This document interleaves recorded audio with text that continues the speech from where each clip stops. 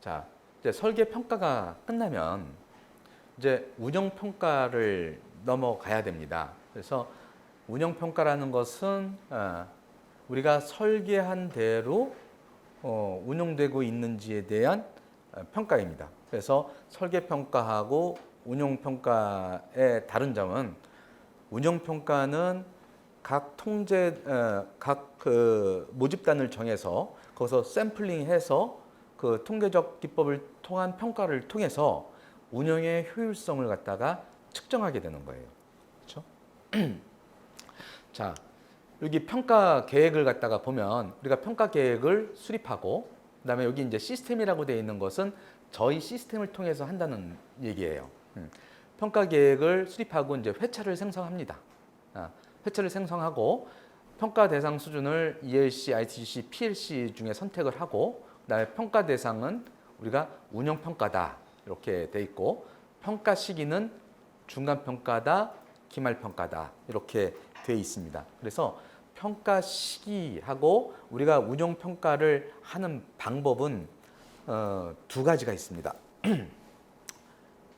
우리가 통제마다 테스트할 샘플 수가 정해져 있거든요. 그럼 테스트할 샘플 수가 정해져 있으면 매 월이든 매 분기든 동일한 개수를 갖다가 측정해 가지고 의견을 도출하는 그런 방법이 있고 다른 방법은 중간 평가까지의 잠정적인 결론을 내고 그러니까 어떤 말이냐면은 내부 회계 관리 제도의 운영의 효율성을 평가하기 위해서 정해진 샘플 수가 있거든요. 그 샘플 수를 기말 중간 감사까지 거의 대부분을 샘플링해서 의견을 내고 그러면은 중간 검토 기간 이후부터서 12월 30일까지의 대상은 이 중간 검토 중간 그 평가에 들어가지 못하는 평가들이 있거든요. 예를 들어서 연말이라든가 이런 것들, 이런 통제하지 못한 그런 통제들, 그 다음에 리스크가 높은 통제들, 뭐 이런 것들을 정해가지고 그거들에 대해서만 추가적인 감사 증거를 확보해가지고 넘어가는 그런 두 가지 방법이 있습니다. 근데 보시면은 우리가 12월 30일을 기준으로 해가지고 내부 회계 관리 제도의 기말 평가를 수행하는 데는 절대적으로 사실 시간이 없거든요. 그래서 중간 감사, 중간 평가 때 대부분의 의견을 형성해 놓고 나머지 꼭 해야 되는 결산 절차라든가 그러니까 연 통제들이 있거든요. 그 연 통제들을 갖다가 수행하고 그다음에 고위험의 통제를 수행하고 그다음에 그 사이에 커다란 변화가 없는지에 대한 것을 검토해서 이렇게 평가 대상을 갖다가 축소시켜서 빨리 의견을 낼 수 있는 그 방법이 사실은 더 안전하다고 말씀을 드릴 수가 있는 것이죠. 그렇죠? 그래서 두 번째 방법에서는 대부분 이쪽에서 중간검사까지의 저걸 하고 나머지는 보충적 감사 증거를 마련하는 것인데 ITGC는 그렇게 할 수가 없어요. ITGC는 전체 만약에 중간 평가가 끝나도 전 통제를 대상으로 똑같이 기말까지 평가를 하셔야 돼요. 왜? 그 사이에 바뀔 수가 있으니까. 그러면 바뀐다고 그러면 유효성에 어떠한 영향을 미치면은 자동 통제는 활용할 수가 없는 거예요. 다 수동화 시켜가지고 감사 범위가 커져요. 그래서 ITGC는 그렇게 지금 뭐 중간에 검사를 갖다가 평가를 갖다가 잠정적으로 의견을 형성하더라도 ITGC에서는 통제 대상을 갖다가 전체를 다시 하셔야 돼요. 그만큼을. 그리고 중간 감사 중간 평가하고 기말 평가 사이에 기간이 좀 멀어져도 그 방법을 사용할 수가 없어요. 그러니까 뭐 6월 달에 중간 평가하고 뭐 또 12월 말에 기말 평가 한다고 그러면은 그거는 다시 그런 잠정적 평가 결과를 가지고서 진행할 수가 없어요. 다시 해야 되는 거예요. 그래서 중간 평가하고 기말 평가 사이의 기간이 3개월 정도를 넘었으면은 안 되고, 그래서 그 선을 중심으로 해가지고 하면 되고요. 근데 보통 저희 이제 고객들 보면은 3개월마다 한 번씩 하는 데도 있고, 그다음에 중간하고 기만하는 데도 있고 하니까 그거는 회사에 맞춰서 그렇게 넘어가시면 됩니다. 그래서 이제 요거를 좀 말씀을 드리면은, 그래서 이제 우리는 이제 평가 회차를 생성을 했어요. 평가 회차를 하고 아까 이제 아까 말씀드린 것처럼 평가 대상을 선정하죠. 평가 대상 선정은 유의한 개정 과목에 관련된 통제들 중에서 핵심 통제는 전부, 그다음에 비핵심 통제는 순차적으로 일부씩 넣어가지고 평가 대상 선정을 합니다. 평가 대상 선정이 끝나면은 샘플링에 들어갈 거잖아요. 이쪽에서 모집단 확보라는 절차가 들어가요. 샘플링을 하려면은 어떤 풀 안에 전체적인 모집단이 들어가 있어야 되지 않습니까? 그렇죠? 그러면 그 모집단 확보에 굉장히 시간이 많이 걸려요. 그리고 모집단이 확보되고 그 모집단의 완전성, 그 모집단에서 불리한 거래나 이런 것들이 제거되지 않은 순수한 모집단이라는 것을 갖다가 우리는 감사인에게 어필을 할 수 있어야 되거든요. 그래서 모집단 수집 단계에서부터 모집단의 완전성에 대해서는 항상 개념을 가지시고 접근을 하셔야 돼요. 그래서 평가 대상을 선정하고 그 평가 대상을 누가 평가를 할 것인지 담당자가 지정이 되고, 담당자가 지정이 되면은 표본수가 확정이 되고, 그렇죠? 그 표본수는 우리 그 RCM에서 자동인지 비자동인지, 그 다음에 위험 수준, 그렇죠? 최종 위험의 위험 수준, 그 다음에 통제 주기에 의해서 우리가 모집단의 크기가 결정이 되잖아요. 그 세 개의 조합으로서 자동적으로 표본수가 결정이 됩니다. 시스템에서. 표본수가 확정이 되면은 우리가 확보된 모집단에 대해서 전담반에서, 여기 전담반이라고 쓴 건 전담반이 수행해야 되는 일이에요. 전담반에서 모집단을 검증을 하고, 그렇죠? 그래서 이 모집단의 테이블에 들어가면 시스템에서 개수에 대해서 표본수 확정된 개수만큼 자동적으로 샘플링이 일어납니다. 그래서 샘플링이 일어나면 평가를 시작하는 공지를 하면 우리가 그 확보된 표본이 그 테스터한테 배부가 됩니다. 그렇죠? 그럼 테스터들은 그 나한테 할당된 그 표본들에 대해서 증빙을 선택을 해가지고 증빙을 첨부하고 관련 업무를 수행하게 되는 것이고요. 그래서 현업이 그런 테스터라고 하는데, 테스터가 표본을 갖다가 관련된 증빙을 첨부하고, 그래서 넘기면 통제 평가 담당자들이 전담팀에서 그 표본을 평가를 합니다.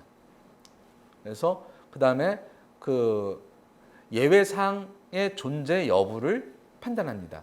그 하란 테스트 절차에 의해서 자세하게 기술이 되어 있습니다. 평가 담당자는 모집단 중에서 샘플돼서 나온 것에 대해서 무슨 계약서와 뭐 세금 계산서가 일치하는지를 확인한다. 뭐 이런 것처럼 세부적으로 평가 담당자가 해야 되는 테스트 절차가 거기 나와 있는데 그대로 한번 해보는 겁니다. 거기에는 통제의 목적이 들어야 있죠.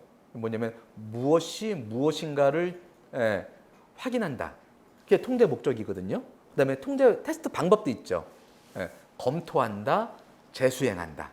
이런 것들이 그 안에 들어가 있게 되는 것이죠. 그래서 평가자들은 그것을 보고, 그다음에 테스트들도 그것을 보고, 이 통제를 어떻게 테스트할 것인지에 대해서 그것을 보고서 하는 것이죠. 그런데 A하고 B라는 증빙이 맞나를 갖다가 보라고 그러는데 맞지가 않아요. 그렇죠? 통제 목적이 달성되지가 않은 샘플들이 나오잖아요. 그렇죠? 그거는 일단 예외 사항이죠. 예외 사항. 그거는 미비점이 될 수 있는 예외 사항입니다. 그러면은 우리가 이제 아까 말씀드렸듯이 샘플 수는 허용하고 기대 오류율이라는 걸 갖다가 기본으로 되는데, 지금 제가 산출물을 보면 샘플 수를 최대한 작기 위해서 대폭 낮춰놨어요. 예. 그러니까 하나만 나와도 사실은 예외 사항이 미비점이 될 가능성이 큰 거예요. 근데 허용 오류를 갖다가 늘려놓으면은 샘플 수가 늘어나면서 그 중에 하나 아니면 두 개가 오류가 나와도 효율적이라고 적정 평가가 나올 수가 있는데 지금 뭐 40개, 60개 하는 정도라면은 하나만 나와도 미비점으로 들어갈 수 있는 케이스가 나오는 거예요. 그러면 여기서 이제 예외사항이 존재하지 않으면은 이게 테스트 목적이 충족되기 때문에 운영 평가가 결과가 효율적이다 이렇게 평가를 낼 수 있는 거고. 근데 예외사항이 나타났어요. 그러면 그 예외사항에 대해서 원인을 분석해야 이게 왜 이게 예외사항이 나왔을까? 원인을 분석을 하고 그 다음에 이제는 이 예외사항이 모집단을 대표한다고 결론을 낼 수가 있을까? 그러니까 모집단을 대표한다는 경우가 그 모집단 안에 있는 것들도 통계적으로 비효율적으로 나타날 가능성이 있다라면 대표성이 있는 거예요. 다른 것 뽑아도 이럴 가능성이 있지. 그게 대표성이 있는 거라고 보는 것이요. 근데 판단을 할 때 아니지. 이거는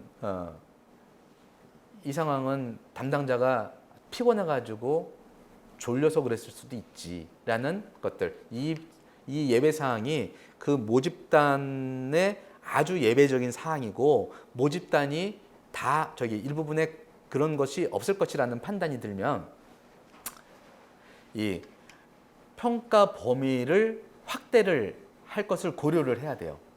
그래서 평가 범위 확대는 뭐냐면 샘플 수를 늘리는 거예요. 통계적인 기법에서는 늘릴 때 뭐 60개 했는데 한 10개만 늘려봐 이게 아니라 기본적으로 사실은 배로 늘어나야 돼요. 그런데 우리 이제 그 상장협의회에서 나온 자료 같은 경우에는 한 50% 정도를 늘려가지고 재평가 표본수를 확대한다고 하죠. 그래서 표본수를 50개였는데 100개로 해가지고 추가적으로 50개를 더해서 다시 해보는 거예요. 그 50개 중에 추가적인 50개 중에서 또 그런 케이스가 나오는지. 그래서 그렇게 돌려가지고 그런 케이스가 안 나왔다고 한다고 그러면은 이게 운영이 적정하다고 보고 결론을 내릴 수가 있는 거고. 근데 이제 이게 통계적 기법이기 때문에 대부분 또 나온다고 그러더라고요. 그래서 판단해서 빨리 고치고 나가는 게 효율적이다라는 얘기도 하고 있어요. 그래서 평가 방법을 확대하고 다시 했는데 쭉 여기서 이제 대표한다고 되면은 이건 이제 미비점으로 운영평가의 미비점으로 등록을 해서 서브 프로세스에 대한 평가 결과 내고 메가 프로세스에 대한 평가 결과 내고 운영평가에 대한 평가 결과를 내는 겁니다. 그래서 운영평가라는 것은 이렇게 지금 흘러가는 거예요. 그래서 일단은 이 운영평가에서 가장 힘들고 가장 시간이 많이 걸리는 게 이 모집단 확보예요. 그러니까 과거에서 리뷰했을 때는 우리 스스로가 몇 개의 샘플을 골라 가지고 그것을 갖다가 만들어 놨는데 그러면은 잘 돼 있는 평가만 골라 가지고 평가할 수 있을 거 아니야, 샘플만. 그러면 우리가 통계적 기법을 이용하는데 이게 안 된다는 것이죠. 그래서 모집단을 만들어서 거기서 자동 시스템을 통해서 자동 샘플링해서 그것을 테스터한테 배부하고 평가 담당자가 평가하는 것이 가장 큰 핵심이에요. 그리고 모집단의 완전성은 감사인이 와서 가장 먼저 보는 것들이 이거예요. 그리고 이제 우리가 설계 평가를 하고 운영 평가를 이제 우리가 평가 결과를 가지고 평가 보고서도 냈어요. 그러면 감사인은 회계 감사도 하고 내부 회계 제도에 대한 감사도 해요. 그렇죠? 그러면서 사실 이제 이중 감사의 목적이라고 하는데 어차피 내부 회계 관리 제도의 감사가 없었더라도 감사의 방법, 범위, 시기를 정하기 위해서 우리가 내부 통제를 갖다가 평가했었거든요.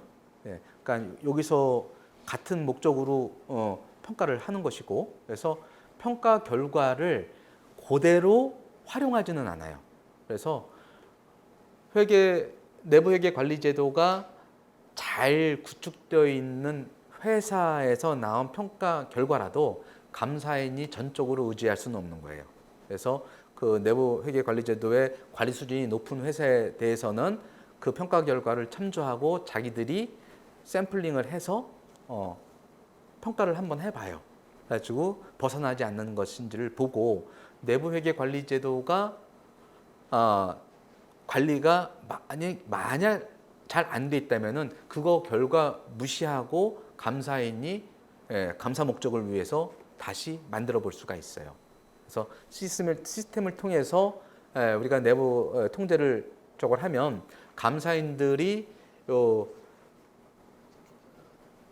여기에서 평가 시기에서 중간 기말 말고 이게 뭐 기타든지 임의라든지를 선택을 해가지고 확보된 모집단에서 샘플링 해가지고 돌려볼 수 있게끔도 지금 돼 있으니까 추가적으로 거기에 대해서 어떠한 준비를 하거나 이럴 필요는 없어요. 하여튼간 이 평가 결과는 100% 활용하지는 않고 감사인들이 몇 개라도 샘플링 해가지고 돌려본다고 생각하시면 됩니다. 자, 그래서 우리는 설계평가와 운영평가를 통해서 미비점, 그렇죠? 어쩌면 예외사항 이런 것들을 이제 미비점이라는 데다가 이제 등록을 해놨어요. 놨으면은 이제 우리는 이제 미비점에 대한 또 관리가 들어가야 됩니다.